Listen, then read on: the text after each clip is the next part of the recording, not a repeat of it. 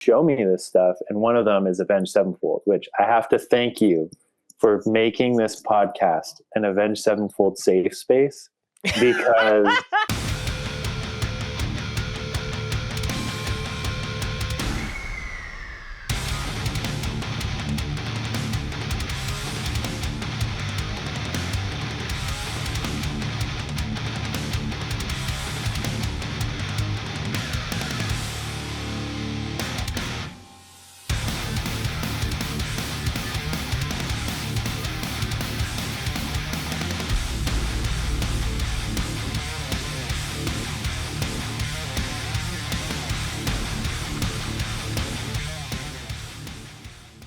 What is up, my friends? Thank you so much for tuning in. This is another episode of the Scope Exposure Podcast.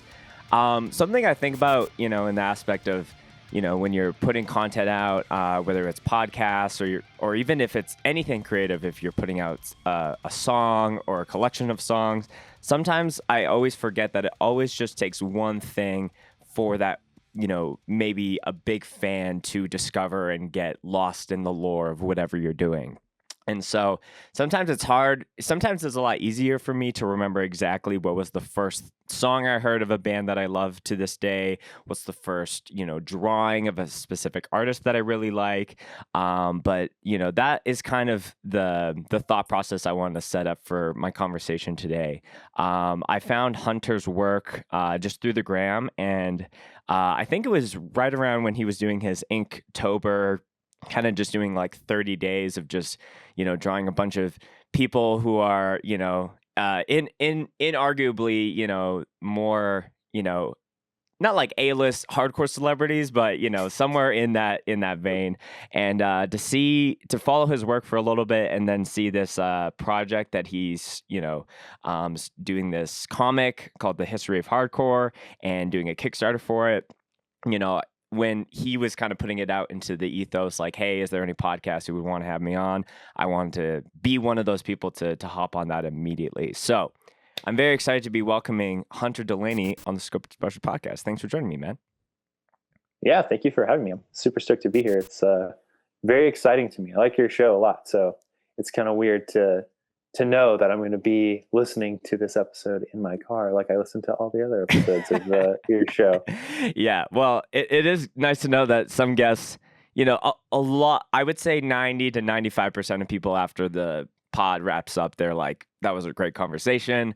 But even despite whether it was a good time or not, I know some people just can't listen to themselves back. Even on recording of an album, they're like, I can't even listen to my music. Yeah. So I've been I work in for my day job, I work in like marketing, and I worked in film for a long time. Mm-hmm. And, as part of like getting stuff out there for the history of hardcore, I've had to listen to myself so much now of like recording these stupid little marketing videos that I set up, that now I'm like, whatever, I'm used to it. I got a weird voice. It's fine. Yeah. Like, no big deal.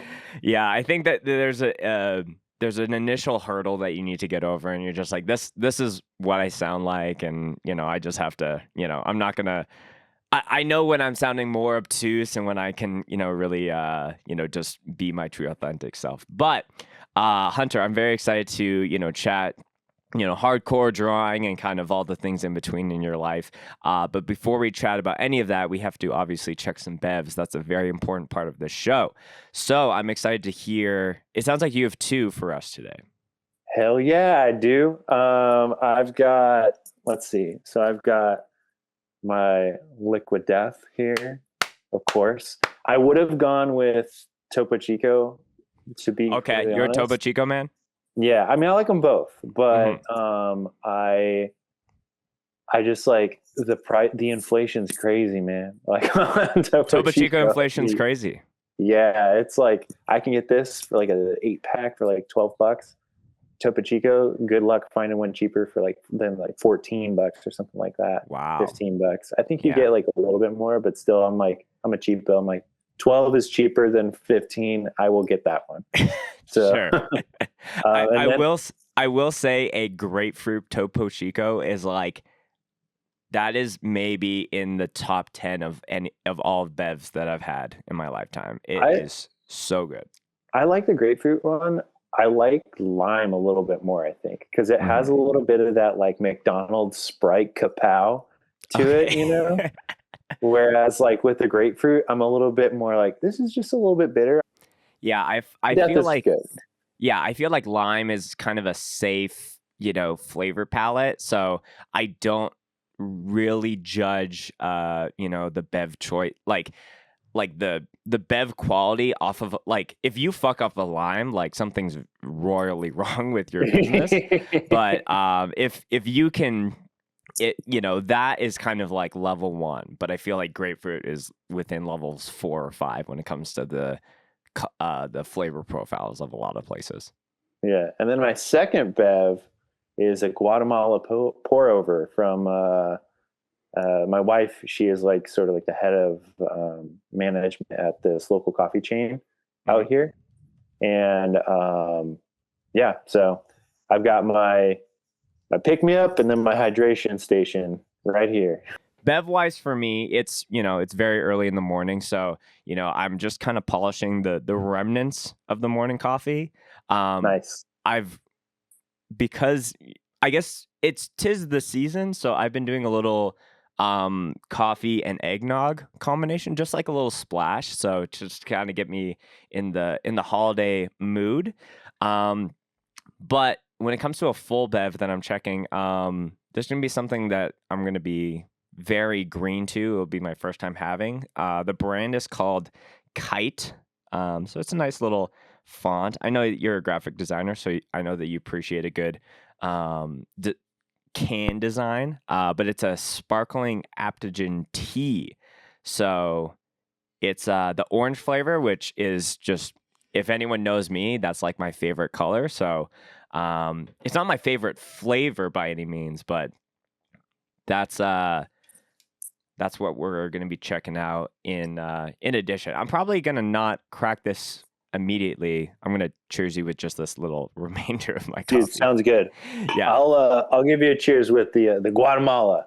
Okay. Sounds great. Cheers. Thanks for coming on, bro. I'm really Yeah, thank excited you to for do having this. me.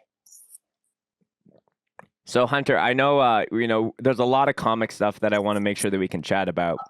But any kind of like first time guests, because we've had a couple repeat guests here on the show, but any first timers, I always like to get a little bit of the origin story of someone's hardcore journey. So that could be anything from like the first time you heard a specific riff, or if it was kind of a gradual like entryway into more underground and DIY music.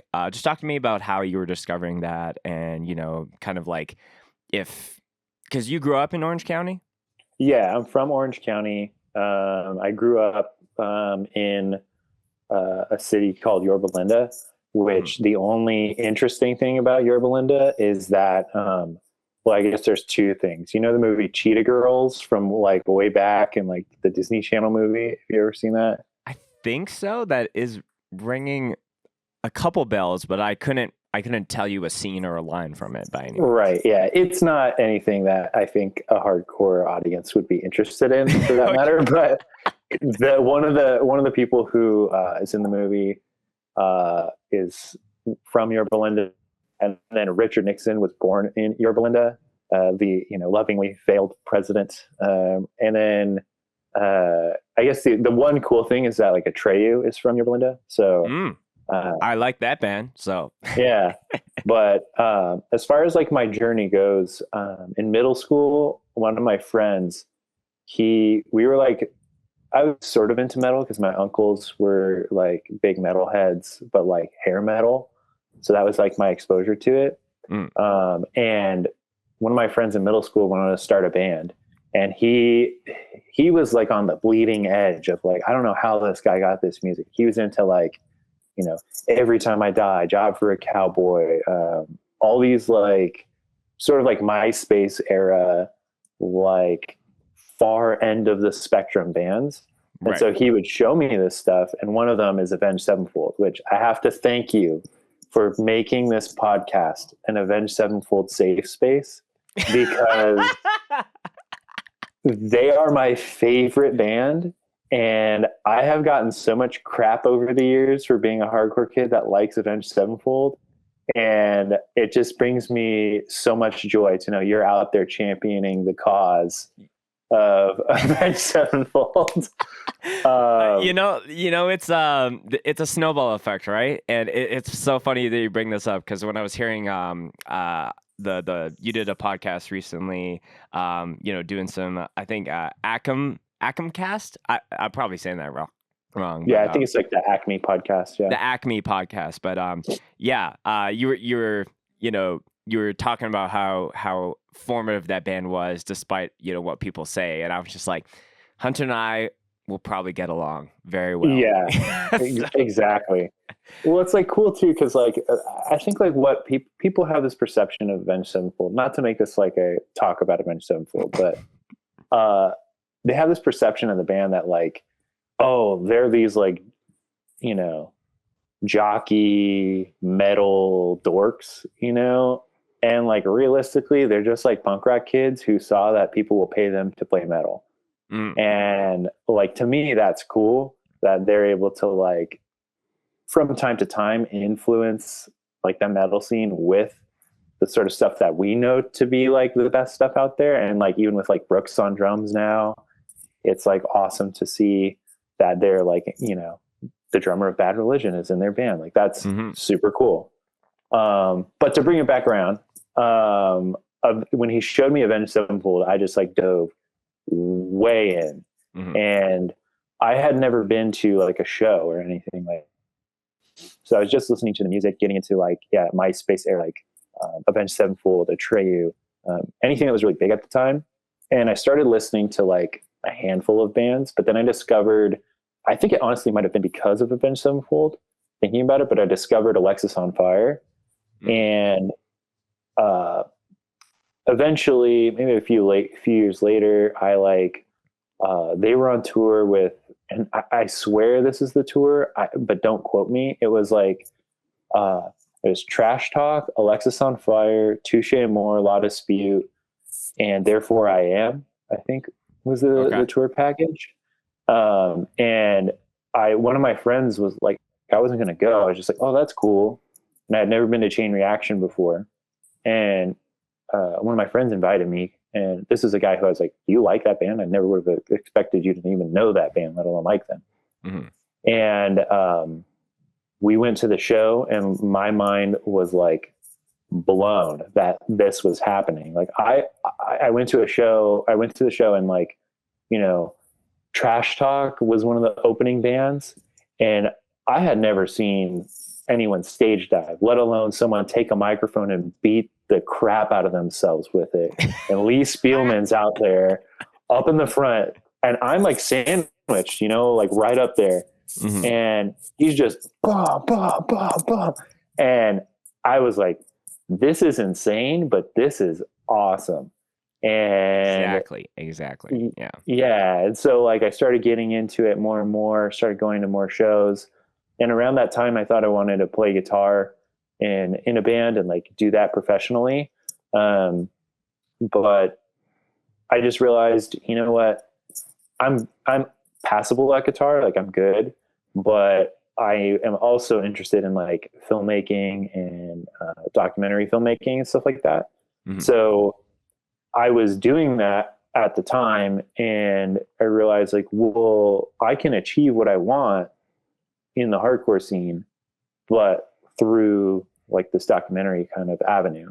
So, and I also will admit, like I have my little scene phase, like I would hope everybody does. Some people are lucky enough to not have that, and I don't know how that works out. Yeah. Please tell me what was the genome to skip that phase. So. Yeah, right. Like I don't know how you don't experience those kinds of bands, but power to them. Like I knew a guy in college who was like, yeah, I just discovered hardcore. And I was like, it's like, dude, I had to go through so much. Yeah, I do remember a lot of stuff that I kind of went through, but I feel like it's a bit of a full circle nowadays where someone can listen to something, and even when they go and branch off to something, there might be remnants or similarities of like what a real deal hardcore show is about, but like once you go to the outer reaches, it just gets like, it gets a little bit more watered down. And I think Yeah. people that like really have that itch and really have that desire will come back around, and then they'll be like, yeah, I don't want to venture too far from the initial watering hole, so to speak. Right. Yeah. So when it came to like, seeing a lot of this stuff, it sounds like you had a bit of like, playing a little bit of guitar, which like, you know, even though your proficiency may have been lacking, you're probably in the best, music genre to be in, a like not to the best guitar player aspect. But it sounds like, like, have you always had like a camera or like a pencil of some kind in hand? Like it seems like you've been doing creative stuff for like a decade at least, from, looking at some of the stuff on your website and whatnot. Yeah. I mean, I started doing like art really, really young. My dad is like a freelance illustrator. And so he'll do like book covers and things like that. And I was like interested in like illustration, but I did some like stuff in high school that made it like almost like a chore, Mm-hmm. you know? And I just like I couldn't bring myself to do it. And like, that's part of the reason why I got more into like doing documentary stuff. Um, and like that kind of started as me just like messing around with my friends. And like we discovered, oh, we have iMovie on one of these computers. Let's just edit stuff. And we like figured out what editing was. And then we made our own little like stupid videos. I was like the capitalist of the group for sure. Cause I was like trying to like peddle this stuff out to the middle school. Like we would burn the DVDs. We'd sell them for like, we'd buy the DVDs for like $2. We'd sell our DVDs for $5. And then we would sell like 20 or 30 of them at a time. And then we'd split the profits. So we'd each end up with like $10 at the end of the week. And like it was crazy that anybody would buy it at the time too. Cause like I look back at it now, I'm like, man, I was taking candy from a baby right there. Like that was so Hunter, let's jump right into this big project and venture that you've been on. So the history of hardcore. Tell the folks at home that might not have seen some of the videos and promotion behind it. If it's their first time hearing just that title, break down what and why you wanted to start this. Yeah. So the history of hardcore is about, for your audience, I don't need to explain what hardcore is, right? It's the history of hardcore. Right. But, much more condensed version than I think what people will probably be expecting. I'm not out here writing Let's Get in the Van by Henry Rollins or like, the history of like all hardcore music. I wanted to make something that is accessible to normies that would get them into this music and help them bridge the gap from, I like this popular band, but like what comes after that, right?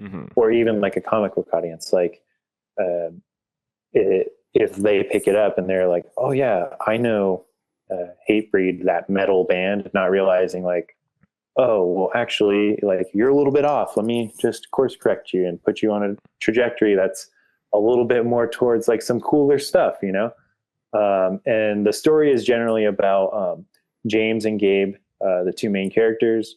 They travel through some of what I deem as the more important moments of hardcore. And along the way, rather than keep things as they are, they sort of mess things up a little bit here and there, and things get a little bit out of hand. And so they're left to sort of pick up the pieces from all that mess. Gotcha. Yeah, and I think the thing that's interesting to me is just the aspect of like to your point, there's like so much history within this scene that like if you were to, even if you spent an entire year's worth trying to like tell every story and every moment, like there's still going to be things that you miss. So there's, making sure you hit all the highlighted main parts is obviously very, very important. But I like the idea of having it not as like a textbook and more of a, seeing it from a third person perspective through these other characters that you were talking about. How has the balance been in the actual like storyboarding of this whole thing to kind of balance like something that's serious and like you really want the listener to or the viewer to that was such a good prompted bev cracking. I'm sorry. I was trying to do it quietly, and I it was realized so as soon loud, as I, but like so it's just my ADHD. I was just like, oh, I as feel soon like as I it just cracked, need to match you. So yeah, there we that go. was nice and ASMR. But I think what I was trying to say is like, how is the balance in the storyboarding of like something being informative but also being entertaining, and where do you kind of find where to prioritize one or the other? Yeah, well, I think for me, I think hardcore is just inherently ridiculous, right? True. Yeah. And In the best it's way like, possible, obviously. yeah, and like honestly, a lot of it is like pretty comical in like what it is. Like if you think about, all these different like, sex and different like rules and things like that. I just think it's like pretty hilarious, but also it's really interesting, like very, very unique to the world. And so my sort of guiding light with it has been um, making sure that it is informative, but also like you're getting a narrative, right? Because I've read things like I think I mentioned it on the podcast that I did previously, but I read the biography of Ulysses S. Grant, and it's like 1,000 pages, and it's like down to I ate this for breakfast on this day, and like to me, it's like cool. Wow, you did your research. That's awesome. But also, I don't think I need to know that much information. Like it's Sure. cool that it's figured out, and like it took me like maybe a year to finish the actual book, and I don't want somebody to take a year to read a comic. That's just way too long, right? I want them to sit down, read it, and then um, be like entertained, and then have that desire to like go find this other stuff and reread it if need be, just to see all the different things. But I definitely think it's important to have more of like that narrative through line, especially with like how I'm approaching it as like a book that could be like a gateway to like our world. Mm-hmm. I don't want it to be like, well, that was like cool. I'll go on and read the next interesting book about a interesting subculture in the world. I want them, now that I've got them hooked, I want to reel them in and like make sure that they stay in place, because like Right. that's how hardcore grows. It's like bringing new people in, new perspectives, new ideas, and things like that. And I think sometimes we can get super caught up in as like hardcore kids, like keeping things the way that they are and keeping it exactly how it is, exactly how we found it. And I don't think that that's ever truly been like the way that hardcore has functioned, right? It's always evolving and it's always progressing. It's just sometimes we don't see it. So like, how can we help keeping it? How can we help to keep it progressing and moving forward? So Yeah. that's sort of where I'm at with it. I think just to kind of like continue off of your point, like the actual, like what actually hooks someone into like, not like, oh, I'm going to make this my entire like personality in my life essentially, but like, how do we get people actually just like initially interested? And I think that there's obviously the undeniable like factor of when you go to like a hardcore, like a perfect hardcore show. And when I say perfect hardcore show, I mean everyone in the room, whether it's their first time at a show or not, is mostly on the same page. And that's like, when you see people like bands and the crowd like having that perfect interaction with one another where like there's just as much chaos on stage as there is off stage. Everyone's taking care of one another, so there's no like weird like pit beef shit. And sometimes like that happens so many times at festivals, so it's kind of rare to see it like at just a random like local show, but that still happens for sure. So there's the aspect where someone could go to a quote unquote like perfect hardcore show and then they the energy and the vibe, they're just like, holy crap, like I want to go again, or want to like figure out and listen to more bands like that. But I think, just to add to your point, I think that there is more things that, especially in just like, I'm seeing this a lot with just like TikTok specifically. It's like it's putting highlight on more specific niches that people can get intrigued about. So there's definitely a lot of stuff that I see on my feed where it's like, I have no interest. I thought that I had no interest in learning about like being a garbage man and like what goes into that. But like the fact that someone is taking time out of their day to do something creative to tell about their world, you know, at least I'm not like, you know, trying to quit my job and go be a garbage man, but at the very least I can like live through some of that. So I think, you know, but there might be someone who sees that and they're like, that looks super cool. And then they want to take that up as a profession.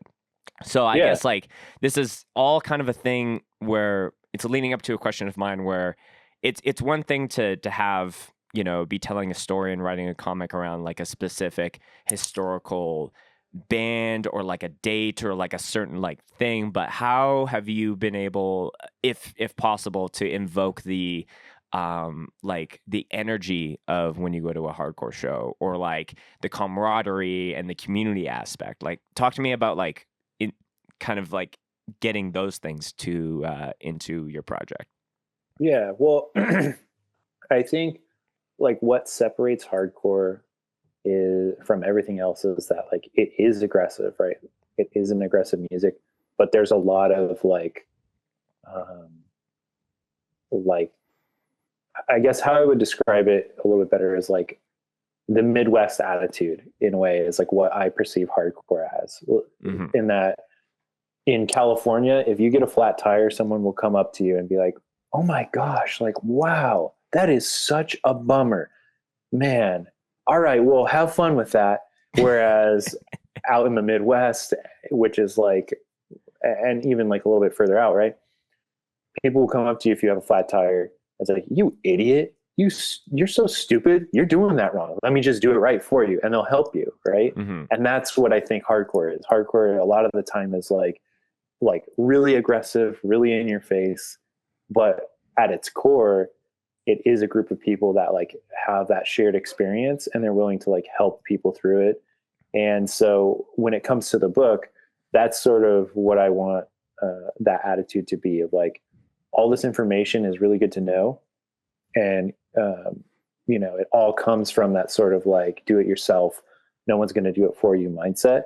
But also, one thing that I wanted was that the main characters would experience something that is similar to hardcore, and that it is like, you're being so stupid right now, but let me just help you, you know? And so the characters, as they go through time and go through and meet all these different people from all the different eras of hardcore, or like the big eras of hardcore, that they like basically realize, you know, like, oh, like we're talking about the same thing, but we're going about it in a different way. Like, let's work together. And that was something that I wanted to include in the book. And then also just like, I wanted to shine a light on all the different aspects of all the different people. Like, you have, you know, straight edge people, you have like super religious people, you got like Krishnacore, you've got, and there's definitely stuff that I don't cover because I feel like to somebody who's just like, you know, I'm an average Joe, ooh, look, a comic about hardcore. If they pick it up and it's just like, you know, throwing up all this information on them, you know, about all these different things, that they're gonna be like, whoa, too much, you know? So try to keep it as like generalized, and also kind of make fun of it too. Cause like I said, like, I think hardcore, it takes itself a little too seriously sometimes. Like, that's why I love like shows like Hardlore and things like that. Cause Colin and Bo, like, they just like realize that, like, yeah, this is kind of like, you know, it's like pro wrestling. There's a little bit of a gimmick to it at times. And so you got to kind of play into that. And I think like that's what makes it fun too. So yeah, I think like that's sort of why I wanted to make sure that those things of hardcore are represented in the book, and like definitely show too that they're at every stage, right? Like every stage of the history sort of has that attitude of like I said, like, do it yourself, or if it's not working out that way, like just do it yourself again in a different way. Like I think about like the Chromax, right? or I guess Chromax, and like, you know, Harley and John Joseph, right? Yes, they're in the same band, but then they start to like get annoyed. So they just decide, you know what, like, let's do it ourselves in our own way, you know? Sure. And like, of course, that caused all those feuds with them and whatnot. But that kind of stuff is like what I think is like so interesting with some of the history too. Yeah. Yeah. I definitely think that I think when there's definitely a lot of like goofy aspects where like, you know, when you go to a show and Mind Force is playing and Jay is screaming like motherfucking kickboxing and like you're like, I've literally never heard, I couldn't hear that in any other genre of music. But you know, when you zoom out of a lot of things, like I credit a lot of the way, like a lot of my experiences and the way that I look at like how I've either been able to like achieve those experiences or like just like I credit a lot of my problem solving mindsets to hardcore because like the show needs to keep moving and life needs to keep moving. And it's like, I see the 9-day difference of like people that one bad thing happens to them and it's like, fuck. And it's just like complain zone. And I'm just like, well, like who fucking cares that this is happening? Like it's happening. So let's just figure out how we go on. And I would see people and I feel like that is something you could probably learn at like maybe a business school or that, but like when you're It's 18 different years, it's different when you're just playing guitar on stage and your tone goes out and you're trying to figure it out and then you're just like, fuck it, we're just going to go direct in and then you just keep playing. That's just the way that things go. But I hope that there's you know, things where people can read the comic and they can like pick up on some of those things because those are skill sets that I think are so like valuable to like any person in any walk of life. But it's just weird how our culture teaches that. So yeah. Well, I think too, it's like I said, like it's important to bring those people in because I think the DIY mindset is something that's learned through like going to hardcore shows. And like, I think by bringing in those people, right, you're instilling that ideal into them. And like, you're instilling the ideals of like, you know, hey, if we want a show to happen, like, let's just do it. Or if you want to go on tour, right, just find a way to make it happen, you know, and don't let, not to quote Shia LaBeouf's like crazy video, but like, don't let your dreams be dreams. Like, just do it, you know? exactly. And it's like hardcore is kind of that way. Mm-hmm. So I think it's like imperative that we like bring people in, and even people who you wouldn't necessarily think like are going to like help build the scene up, you know? Totally. So another question I had is, you know, just the aspect of like, there's like hardcore, the music genre, and then there's hardcore, the community. So, you know, and the community aspect, like we see now, I think a lot of the post-pandemic years of hardcore, it's like everything that has a distorted guitar tone for the most part is like considered, like, it's not considered hardcore, but it's like welcomed. And you can even see that with a lot of like, not even like heavier music, but like, you know, there'll be a shoegaze project that pops up and it's like because of the members, like people kind of welcome that in as well. So I'm curious if your book kind of touches on some of the branching off points of some of the music genre, or have you tried to keep it like just real deal hardcore through and through? So the book, I think, starts to touch on a little bit of the multifaceted nature of the sound, mm-hmm. Because that's narrowing down what exactly hardcore is kind of difficult. Like, I know that there is the idea that it's like, yeah, it's distortion, it's like fast drums, it's lyrical content that deals with something a little bit different. Mm-hmm. But then like you look at a band like you know, like I wouldn't necessarily define like 200 Stab Wounds as like hardcore, right? Because like to me, it's like, it sounds like, you know, like Cannibal Corpse or something like that, or like Yeah. Suffocation. But like really, I mean, it is hardcore adjacent.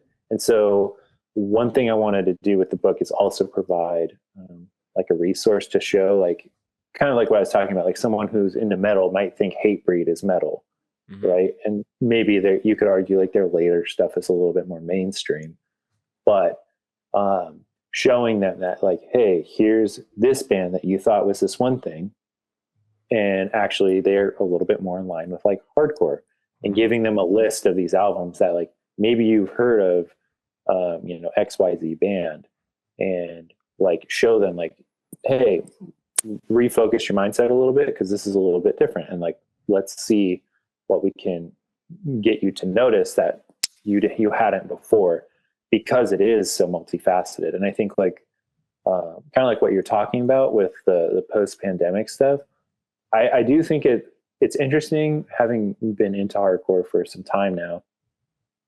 I think I remember like the early or like the mid 2000s as this era of hardcore that was like, this is hardcore. Anything else, like, get lost, right? Like, it was kind of like club mindset. Like, you're like, if you don't sound this way, if you don't sound like, whatever band it is, like, I'm not going to name names or something like that, but then you're not legit, right? But now it's cool to see like bands that, like I think of Dying Wish as like a hardcore band, right? But I think if they were to come out in 2007, they'd be like, get your metalcore crap out of here, like, Right. we don't need that. But like realistically, like, if they're hardcore kids, like, yeah, they might sound a little bit like Killswitch Engage, but like, who cares? Like, they're doing what we are all doing.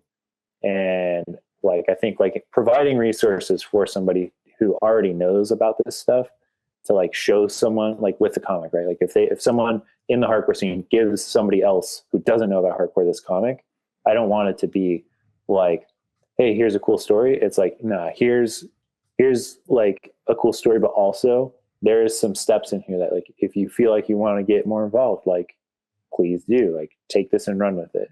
And even if it's as simple as just like setting up something like a list of albums or things like that, I think it's like super beneficial to people. But yeah, hopefully that answered your question. I feel like I got a little bit sidetracked. No, I think I think it is important to kind of like, again, you can only do so much with the amount of pages that you have for your book, but I think it is important to touch on that, especially for a listener, because it's, if you showed someone Sanguisugabog and Citizen, those are so far apart, but like, you explaining that they're theoretically on the same tree, so to and speak. Like Ohio bands too, right? And both of like exactly, like that was crazy. unintentional, but yeah, like you would never figure that like these two people who probably like run into each other, like, for sure, are interacting, and then also they're playing tangentially the same kind of music. It's just crazy. Yeah, that's so funny. That was unintentional. Put them in the same pocket, but that's a good exercise. Pick a state or like a region and try to find two local bands that are both hardcore or hardcore adjacent, and how far away sonically you could place them. Yeah, I think that's that an would be interesting fun. exercise. Yeah. I feel like, I'm gonna try to do this for Western Canada. Oh, actually, I'm gonna have to think on this. I have a couple ideas brewing, but I'm gonna say that for the listeners, that's everyone's homework is, in your local scene, who are the hardcore bands that you could like, who could be furthest apart but still a part of the hardcore through line. Right. Another question I had, Hunter, is, do you touch on, and I'm thinking about this more because I think with I've started some new jobs since moving back to Alberta, and naturally, the mention of hardcore in my life comes up naturally, and some people, like, they come from like some like more underground music, so they like understand what a mosh pit is, but like one of my jobs, it's like the most like people like I said, yeah, like, it's like heavier music. There's like moshing or mosh pits, and then he misheard me and said, "What's sloshing?" So I was like, "Oh God, we haven't even like put the shovel in the dirt yet." So it's actually just moshing with like a Slurpee machine, like spraying everywhere. pretty much.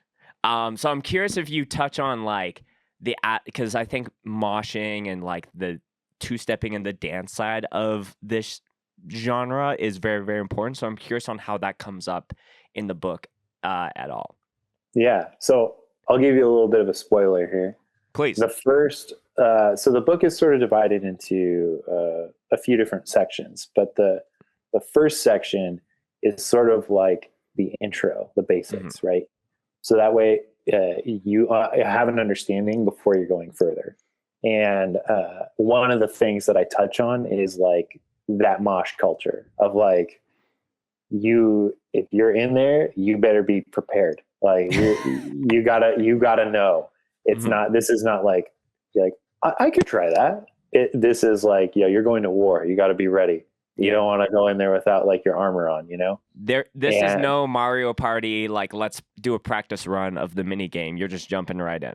Yeah. This is like, big leagues. Like you don't want to mess around. So I wanted to make sure that was in there for sure. And that's definitely like a portion that I've included. And like, I think it's kind of fun too, because like it is the most like, in a weird way, the most comic booky aspect of moshing or of hardcore, because it's like you get these dudes like doing these like crazy poses, like spin kicks and like, like hammer fist down, like crowd kill, like that kind of stuff. And it is, as much as like some people feel one way or the other about it, it is a part of the scene, and so it's like important that it is about that. Because like if you weren't to include the mosh component or like stage diving even, I don't feel that it is like a full understanding of what hardcore is, because like the music, like music is music. It sounds a certain way, and if you only ever just listen to it, that's cool. But like you're not getting the full picture, and like that the fuller picture is moshing and the like merch and going to festivals and all that kind of stuff, right? So it is important to like have that in there. So I want to make sure that it was in there. Rest assured, we have a mosh portion. Okay, you heard it here first. Yeah, it's an exclusive. Yeah. I guess like another thing too that's interesting to me is that like if you just like tasked any other graphic artist or illustrator, like draw a person two-stepping or moshing, and you gave them all the reference material, like theoretically someone could just trace it, but like I feel like it's a better understanding, like having that, you're crafting all the lore and the story of this book, but you're also drawing everything as well.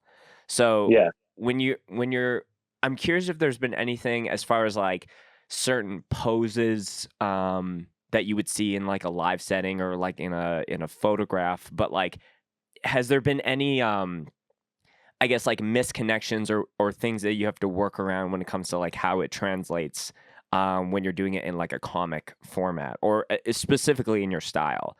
Or are you trying to kind of keep it like true to like how you see it versus like something that's a little bit more this will look better within the panels. Yeah. I think like definitely making it graphic and like giving somebody something that is like more interesting to look at is important. But I think like the good thing too is that like moshing and even like stage diving or like like HR doing a backflip on a Bad Brain stage, right? Like that's like cool to draw, and it also sort of conveys the like attitude, the like culture, and so it also helps too that like I've been in these situations, right? Like I've done stage dives before. I've tried miserably. Stage diving.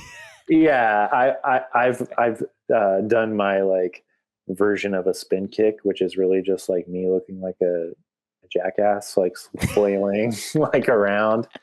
I've been there. Mm-hmm. So like, I think it helps. It's kind of like what you're talking about. Sometimes I feel like I look at stuff that's about, the pejorative punk rock music, right? And it feels a little bit not phoned in, but like almost like, you look at it and it's like, this is really polished. Nothing in hardcore is really polished. So there is a little bit of grit to everything. There is a little bit of like, kind of just like weirdness. Like I've seen stuff happen in mosh pits where it's like, that looked really odd, and like out of context, if you took what I just saw in like, a mall or something like that on the street, you'd be like, what the heck? But here it's like, okay, yeah, get it, guy. Like I see what you're doing. It's just weird. And so it helps when like drawing that stuff.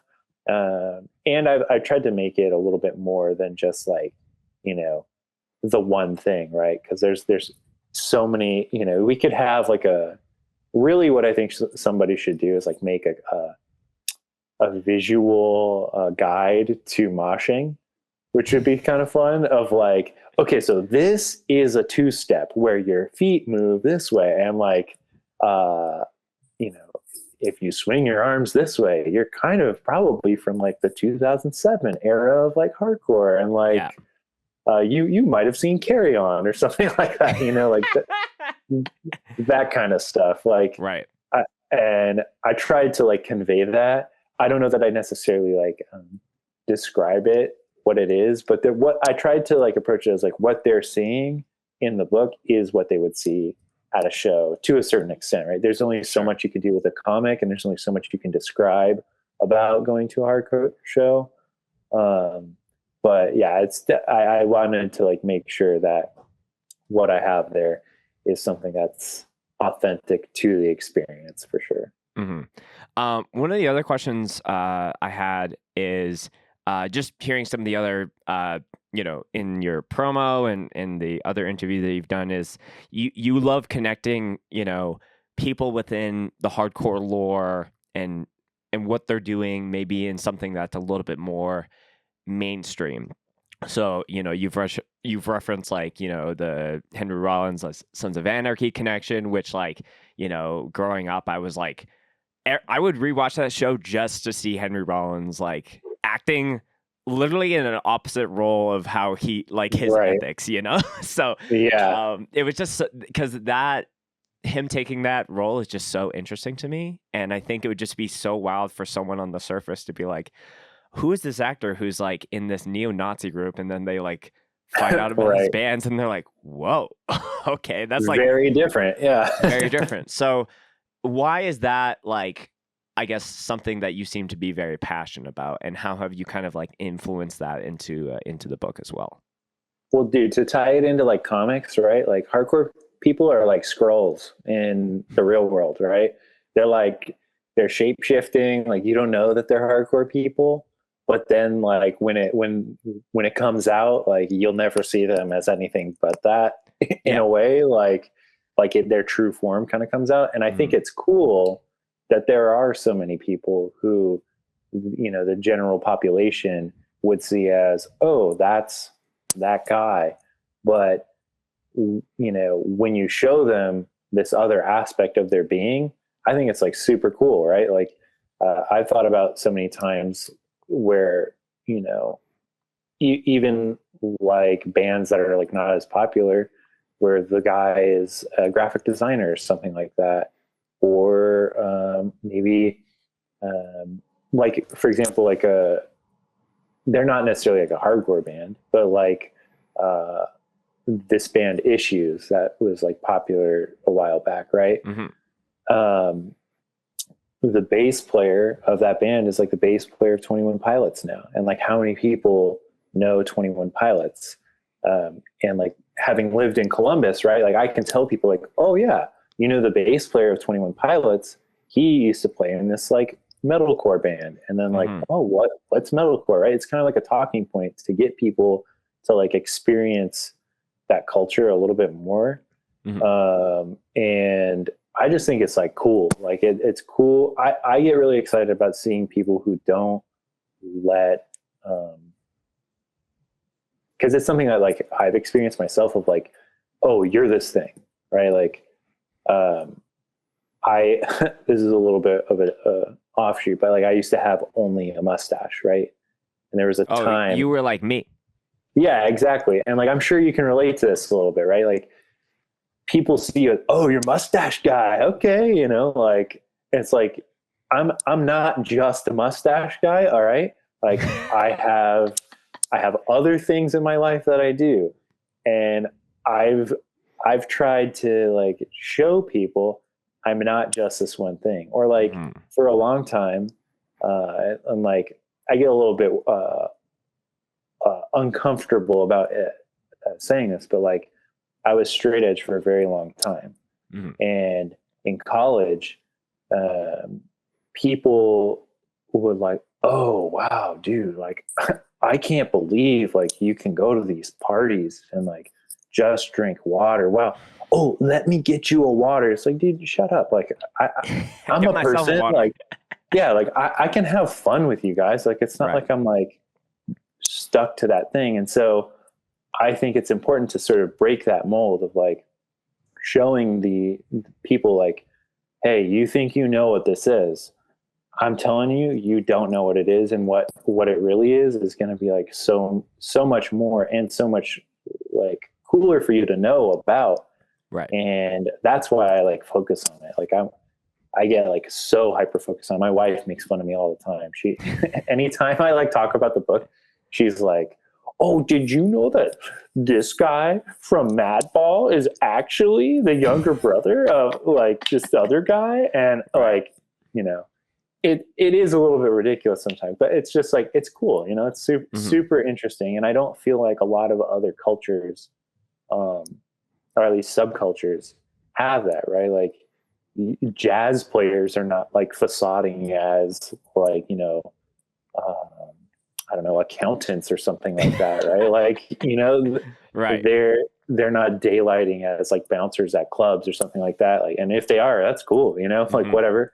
But I think that's like what's so interesting about hardcore is that you have these people who contribute to the greater society, but with that mindset, and it directs the culture at large, right? Like, and can shift things, and that's what's so cool about it.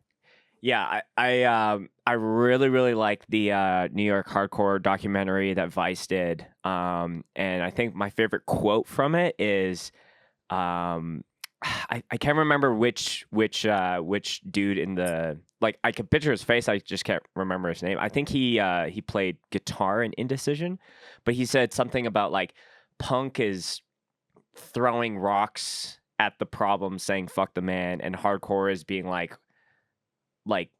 okay, like, well, I can, like, I'm gonna do something to solve the problem, essentially. That's loosely translated or transcribed or whatever. And I feel I like love that thing too. That like piece is so cool. Yeah, I go back and rewatch it multiple times. It's very well done. There's one part to it that always it like pops me out of it every time, and it's when Walter is talking about how he produced Secret Society or whatever the song is by Title Fight. Yes, of course, yeah. It's like to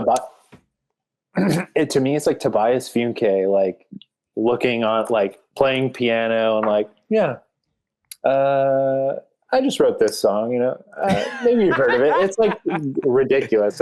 Every time it drops me out of it. Yeah. And, but it's also like, yeah, this guy knows what he's talking about. So, yeah. But yeah, not to interrupt you. I didn't mean to interrupt you. No, it's all good. Yeah, I think just off of that point, though, going back to that tree analogy, I feel like the people that have like real deal impact and influence, like those roots run real deep, and if anything, they run so deep that they start to spark up in other areas. And even if the thing that person is doing is like well outside of music, it's still, like you said, like the lessons and the ethics that hardcore teaches can sprout out if they are doing a teaching job, or if they're like starting a business or a restaurant, and like, you know, I like to be able to learn those things. I know just to play devil's advocate here, I know there are a lot of people that are just doing certain things just, you know, to, you know, make ends meet, and then they have their hardcore stuff and they try to keep that very separate. But to your point, I feel like once you find out that, like, you know, once you learn that, like, Jem from Speed is like a very professionally trained flutist and has like done that well before the band like took off, and he was like teaching people like in between tours, I'm like, that is just so like mind blowing. But I think it's really cool to learn those dualities of people within the hardcore scene. It's honestly like a huge original direction that I tried to take the podcast in general. Like, a lot of season 1 was like me wanting to bring on people to talk about their band 50% of the time, and then 50% of the episode was like, tell me about riding motorcycles, tell me about doing this, tell me about doing that like I see on your feeds as well. So yeah. I think I think that's very cool that you're able to kind of like add that into the book. So I think too, it comes from like that world of, because, you know, like I filmed shows. I feel like I really relate to like what you are doing with like Scoped, because for a long time I was filming shows, you know, when I wasn't on tour doing stuff. Right. And like it just like helps to show people like this is what these people look like too. Like, you know, and I just think it breaks down a little bit more of those walls of like what you thought you knew versus how it really is, you know? For sure. So it's like, yeah, definitely top of mind. Yeah. So Hunter, as we're kind of like heading towards like the end, so obviously like the way that people can support the project is through Kickstarter. Are you just running it for the month of November? Or are you planning on extending it? Like, talk to me about like, you know, just getting you know, this thing off the ground and on to the next step. Yeah, so right now it's running on Kickstarter. As of today, while we're recording this, there's 14 days left on the campaign. I'm not sure if I'll be able to extend it. I really would like to try and make sure I get as many people aware of it as possible, I think. But pretty close to funding right now. I think it's about 3/4 of the way to meet that 1,500 goal. But yeah, my plan is to, once it is funded, start like spreading it out to these different places. And all of those links are going to be, on my Instagram page, which is where I do most of my posting. You'll see a bunch of my silly videos on there, a lot of my stupid mug on there. A beautiful mug. Thank you. Don't even say that. From one mustache to another. Do you have any? More of a closeted mustache right now, so yeah. I'm a little bit. As soon as you said people come to me and be like, "Nice mustache, man," I was like I sometimes I do need to have a bit of a change up in the lack of what I can do with my facial features. I'm a pretty basic, bare bones kind of guy, but I feel like people like no one gave a fuck when I had a beard, but as soon as like all that went away, it's like now everyone notices. So it's interesting that way. I almost want to tell them like, hey, my eyes, they're up here, you know? Hey, look up a little bit more, man. Yeah, it's not that far. You know, granted that this does get off and onto, you know, the next step as far as production and whatnot. I'm curious, like, you know, obviously, you know, living in California and Southern California specifically, you have access to a lot of awesome shows and festivals where you can just like, you know, do word of mouth stuff. I'm curious if you have any plans or thoughts when it comes to like maybe having like a table at like, you know, something coming up where you can have that. Is there anything in the works or anything that you're thinking about? I mean, I definitely would love that. Like, what I think is so cool about a fest like Sound and Fury is that they include like everybody about hardcore. Like, it's not just like, here are the bands, right? Like, you have the To the Front like section that they have, which is always super cool. Right. You have like the guy who designs the flyers, Chewy. He does like, you know, he's doing like the art for the ceremony show that's happening. I love Which Chewy. is, yeah, Fan of Chewy here on the Scope Exposure podcast. yeah. He seems like a super cool guy. I've never actually like met him, but I did like a Inktober drawing of him and I sent it to him. He seems stoked on it. So, but like those kinds of things are like what I would love to do. It'd be awesome to like go to different places. Like, what was the fest that just, LD Triple B.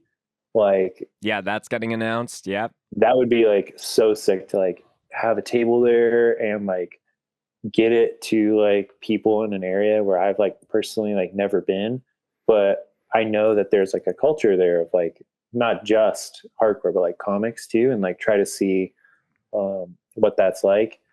Whether or not that happens, like it's cool with me. Like I'm gonna like try my best to just like keep pushing it to people, because like I feel passionately about hardcore in general, and like now that I've got this book about it, like I really want to make sure I'm doing my job to like evangelize about the scene, right? Because it is, I'm like a little bit more removed from it these days because got a lot more on my plate, but I just think like it is one of those things where it really could like change somebody's life, you know, for the better in a lot of ways. And I think like to get that in places and in festivals, at festivals where like maybe somebody sees it and is able to like show their friends that don't know, or like, I mean, like, wouldn't it be a cool conversation starter if like somebody picked up the book, and obviously like, this is like me really like getting out there, but like, what if like a kid's having a hard time like showing their parents that like, hey, this scene is like a positive thing, like despite what you maybe think what it is, like.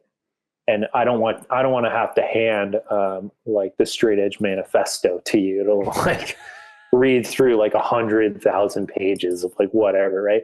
Here's this comic, like it's a little bit easier for you to understand. Like it's a talking point, like a bonding point between those people and their parents. Like, not to say that like that would happen, but I think it'd be cool. Like those kinds of things are what I would like to see, and also like to provide like a sense of encouragement, because I know there's a lot of like artists and comic artists out there in the hardcore world. And so it'd be cool to like get those people amped enough to be like, yeah, like I could do that too. Right. Because I think like that's something that's cool about hardcore is you see one person doing something and it's like, well, I already wanted to do that. I know that this person can do it. Like maybe I'm not as good as like this other guy, but like, that doesn't mean I can't try. Exactly. It's not worth trying. Yeah. And so I think like, I would love to like go to like Sound and Fury. I've even thought about like I haven't really like asked them or anything, but talking to like the For the Children dudes and see if like, hey, I'll bring like whatever you guys need. Like I'll, you know, pay for a ticket, do like a toy donation. Like I'm totally down for that. But like, would it be cool if I could like hand out a few like little ash cans of like the book or whatever, like little zine type things, you know, to people. But yeah, that got a lot longer of a response than I thought I would. Well, you kind of, you know, took the idea out of my head, because I was like, I would love, you know, because For the Children is coming up in the next month or so here, and that would be something that would be super applicable and would totally make sense. I think if I'm going to offer one more idea to you, I would love to see a Hunter Delaney x Stanley Sievers crossover. Dude, okay, no freaking joke. I love that guy, and He's the best. if Stanley's watching this, dude, get at me, man. Like I want to do a book with you, because like he's hilarious. He's a filmmaker too. Like he gets it. Like I don't know. I would love to work with that guy though. Like, dude, I'll just rip this clip and send it to him, because like he and I chat pretty frequently on the DMs, and I'm a big fan of him. Like there was talks at one point to like fly him up to Canada to do a comedy set for a fest that we were booking at the time, but that would be something that I would advocate for heavily. Yeah. But that's a to be continued aspect. Yeah, Hunter, we'll do another episode for that. Yes, exactly. Exactly. The grand trio of great minds think alike. Exactly. Hunter, before we go, we always end the podcast, as you know, with a favorite mosh related story to tell. So that's anything that's first to your head, funny, gruesome, wholesome, whatever you think is best mosh worthy to end our episode on before we wrap up officially. Yeah. So I've been thinking about this of like, what's the mosh story? Because like I was into moshing and I can't do it now. Like I've got too much on the line. I gotta like worry about medical bills and stuff like that. I don't want to have a black eye or get bruised if I have to hold my son. But I was thinking like, what's something that happened? So I have like one story that's like not related to me, but something I saw that was like, whoa, like I'm glad I'm like on the right side of things. And then like another story that like will definitely like take my clout and lower it a lot. Okay. So whatever clout I have, not saying that I have anything at all, right. But so there was one time I went to this like super sceney show and I was on the outskirts of the pit, just like sort of like hanging out. And it's the kind of thing where, it's at Chain Reaction. So it's a pretty small venue. And it was one of like the openers. So it wasn't like a huge pit, but it was big enough. And I was standing there and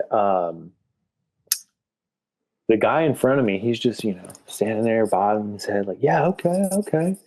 And this dude's not in the pit, right? He's like two people behind the pit. Mm-hmm. And my man swings his arm straight back and clocks me in the head. And it busts my like lip. And my tooth almost goes through my lip. Oh my God. And I'm pretty sure like I got a concussion. And so like, that's like whatever. But so I go outside and. But he went 0 to hero. Like, yeah, there was no warm up or. No, he was like, like immediately somehow like I'm Super Saiyan mode, boom, and like smacks me. And I'm like, what the heck? And I like yelled at him. I was like, what's wrong with you, dude? And he's like, oh my gosh, I'm so sorry. I didn't realize that would happen. I was like, what did you think was going to happen? But I go outside and I was like, I don't know, maybe like 18 or 19 at the time. So I was pretty young. And this kid who we were hanging out with sort of, he saw it happen and he like comes running after me. He's like, bro. And this guy is so over dramatic all the time. He's like, bro, what happened? You tell me who did this to you. I'll take care of it. And this dude's like 10 pounds. He like weighed like nothing. He like had no muscle on him at all. And I was like, dude, it's fine. Like it just happened. It's not a big deal. Like I'm going to go probably to like get stitches or whatever, or I don't know. And he goes inside and grabs this guy by the freaking collar and yanks him outside into like the side area of Chain Reaction. He's like, hey, you beat up my friend. You're going to say sorry to him right now. It's like, he's like my dad or something like that. And no, he's don't like, embarrass me. Yeah, and the guy's like, dude, I'm so sorry. Like, I didn't even realize. He's like, yeah, that's what I thought you said. And he like throws him away. I was like, dude, the response here is like way overblown. And then, I was like a hypochondriac at that time. So I was like, I got to go to the hospital. I don't know what's wrong with me. Because I was like, I'm pretty sure I was like concussed. Sure. And so I had like no sense of like what was going on.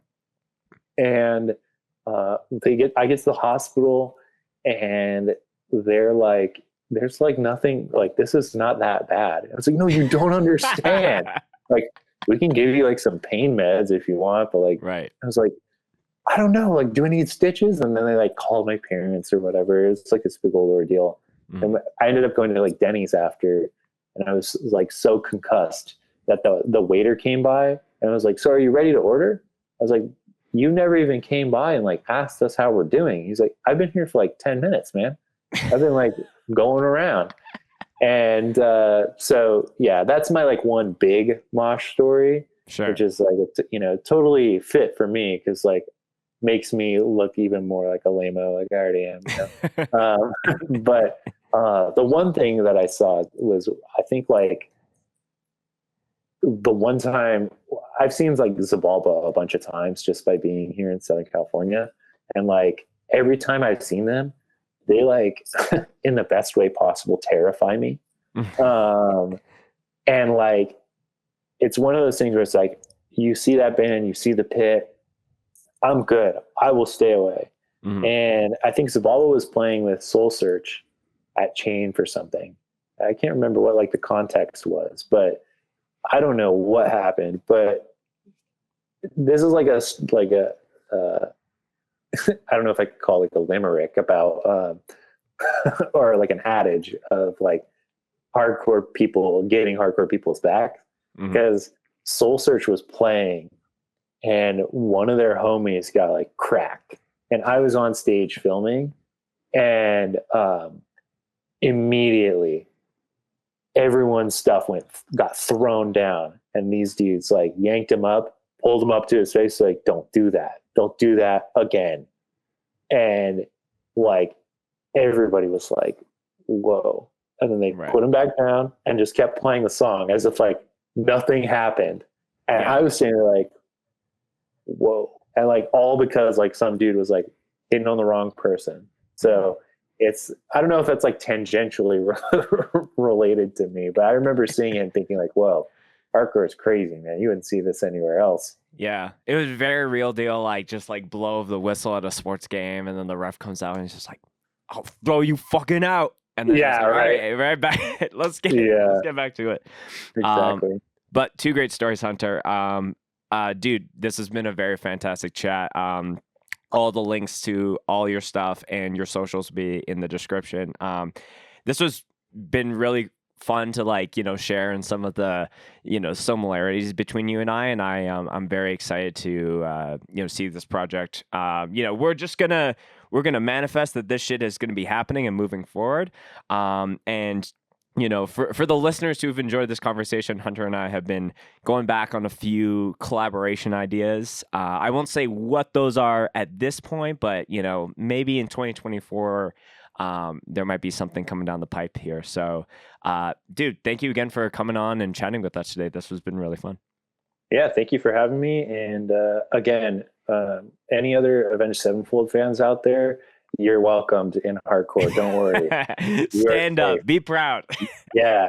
You see, wear your Sinister Gates merch. I don't care. Like, please bring it to the next Knock Loose show or whatever. It's cool. Yeah.